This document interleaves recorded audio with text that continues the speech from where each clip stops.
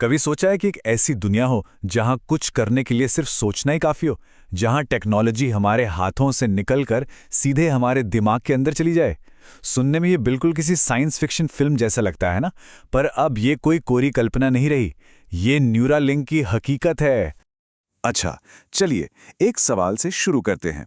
क्या कोई ऐसा इंसान जिसके शरीर में गर्दन के नीचे कोई हरकत ना हो, क्या वो सिर्फ सोचकर एक वीडियो गेम खेल सकता है? सुनने में नामुमकिन लगता है, राइट?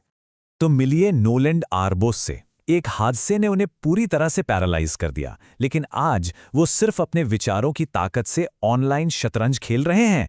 ये कोई चमत्कार नहीं है, ये है टेक्नोलॉजी। तो सवाल यह है कि आखिर ये कमाल हुआ कैसे? ये कोई जादू तो है नहीं। तो चलिए अब जरा इस टेक्नोलॉजी की गहराई में उतरते हैं और देखते हैं कि ये सब काम कैसे करता है। इस पूरी टेक्नोलॉजी के सेंटर में एक कॉन्सेप्ट है जिसे कहते हैं ब्रेन कंप्यूटर इंटरफेस या बीसीआई। अब अगर इसे आसान भाषा में समझें तो ये हमारे दिमाग और कंप्यूटर के बीच एक सीधा पुल बनाने जैसा है। एक ऐसा रास्ता जहां हमारे विचार सीधे सीधे कमांड्स में बदल जाते हैं। आप इसे यूं समझिए जैसे किसी की खोपड़ी के अंदर एक बहुत ही एडवांस्ड फिटबिट लगा दिया गया हो, जिसमें से बहुत बारीक तार निकले हों। ये सुनने में थोड़ा अजीब है, पर यह एनालॉजी इस मुश्किल टेक्नोलॉजी को समझने में काफ़ी मदद करती है। लेकिन सवाल यह है कि ये फिटबिट दिमाग के अंदर पहुंचता कैसे है। यहीं पर टेक्नोलॉजी का असली खेल शुरू होता है। ये पूरी की पूरी सर्जरी एक खास रोबोट करता है, R1 रोबोट। और वो इतनी सफाई और सटीकता से काम करता है जो किसी इंसान के हाथ से कर पाना लगभग नामुमकिन है। ये रोबोट ही इम्प्लांट के बारीक धागों को दिमाग में उनकी सही जगह पर पहुंचाता है। और ये है N1 इम्प्लांट, इस पूरी कहानी का हीरो। इसकी असली ताकत है इसके अविश्वसनीय रूप से पतले पॉलीमर धागे। यही वो धागे हैं जो सीधे हमारे न्यूरॉन्स यानी दिमागी सेल्स के साथ जुड़ते हैं और उनके सिग्नल्स को पढ़ते हैं। तो ये कितने धागे होते होंगे? 1, 2 या 10? नहीं, हर एक N1 इम्प्लांट में ऐसे पूरे 64 धागे होते हैं जो दिमाग के एक बहुत छोटे से हिस्से में फैले होते हैं। और बात यहीं खत्म नहीं होती। इन 64 धागों में कुल मिलाकर 1024 इलेक्ट्रोड्स होते हैं। आप इन इलेक्ट्रोड्स को छोटे छोटे माइक्रोफोन जैसा समझ सकते हैं, जो हमारे हर विचार से पैदा होने वाली दिमागी हलचल को सुनते हैं और रिकॉर्ड करते हैं। और जरा इन धागों के साइज का अंदाजा लगाइए। ये हमारे सिर के एक बाल से भी 20 गुना ज्यादा पतले होते हैं। इतने पतले और लचीले इसलिए ताकि ये दिमाग जैसे नाजुक हिस्से को कोई नुकसान ना पहुंचाएं। सच में ये इंजीनियरिंग का एक अजूबा है। तो जाहिर है ये टेक्नोलॉजी सिर्फ शतरंज खेलने तक ही सीमित नहीं है। इसके वादे इतने बड़े हैं कि वो शायद इंसानियत के भविष्य को ही बदल सकते हैं। तो चलिए देखते हैं कि न्यूरालिंक हमें कैसा भविष्य दिखाना चाहता है। यहाँ जो संभावनाएं हैं वो किसी साइंस फिक्शन फिल्म की कहानी से कम नहीं।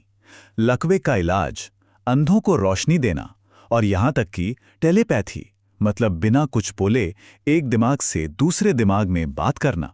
जरा सोचिए, अपनी यादों को किसी कंप्यूटर में स्टोर करना या शायद एक तरह की डिजिटल अमरता पाना। ये वादे सच में क्रांतिकारी हैं। लेकिन हम सब जानते हैं कि हर शक्तिशाली टेक्नोलॉजी अपने साथ बड़े खतरे भी लेकर आती है। तो अब इस कहानी के दूसरे और शायद ज्यादा डरावने पहलू पर भी नजर डालते हैं। अब जरा सिक्के का दूसरा पहलू देखिए।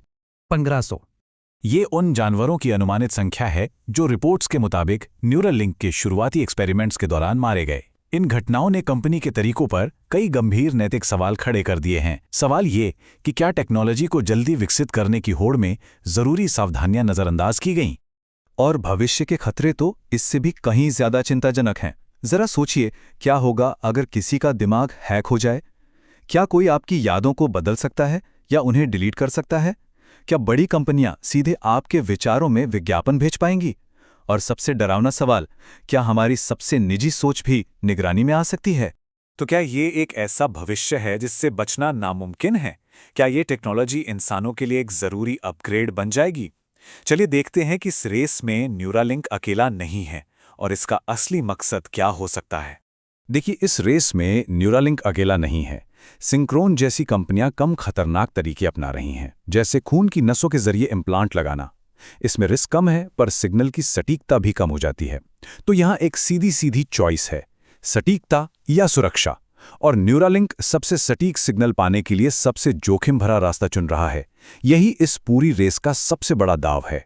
और ये सारी बातें हमें एक बहुत बड़े आइडिया की ओर ले जाती हैं, ट्रांसह्यूमनिज्म। ये एक ऐसा आंदोलन है जो मानता है कि हमें टेक्नोलॉजी का इस्तेमाल करके इंसान की सीमाओं को पार करना चाहिए, खुद को और बेहतर बनाना चाहिए।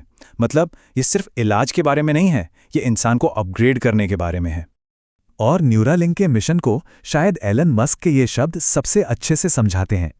अगर आप उन्हें हरा नहीं सकते तो उनसे जुड़ जाएं। और यहाँ उन्हें का मतलब है आर्टिफिशियल इंटेलिजेंस यानी एआई।